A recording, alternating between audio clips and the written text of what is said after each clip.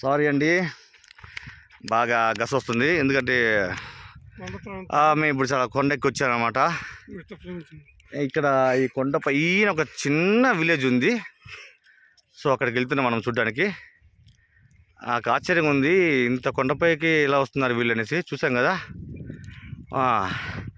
ఇప్పుడు ఆల్రెడీ నేను ఒక హిల్ మీద ఉన్నాను, కొండ మీద.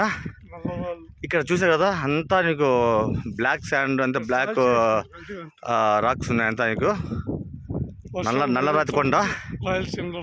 సో ఇప్పుడు ఎండలు బాగా వస్తాయి కాబట్టి మొత్తం అంతా ఎండిపోయింది, గడ్డని కనబట్టలేదు, అంతా నల్లరాతి కొండలు.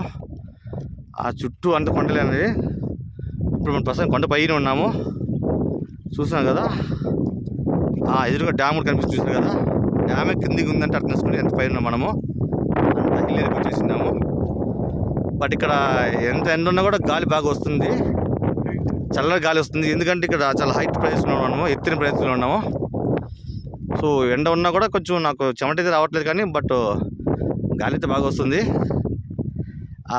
నైస్ వ్యూ, చాలా బాగుంది, చాలా చక్కటి చూడ అందమైన ప్రదేశం ఇది.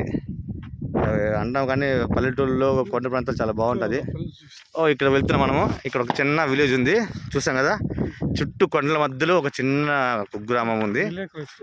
సో ఇక్కడ మనం వెళ్తున్నాము అక్కడికి. అక్కడ వెళ్ళిన తర్వాత మీకు చూపిస్తానండి ఆ విలేజ్ ఎంత బాగుంది అనేది. ఓకేనా? సో మళ్ళీ కలుద్దాము. సో మనం విలేజ్కి ఎంటర్ అవుతున్నాము. Okay, stay tune.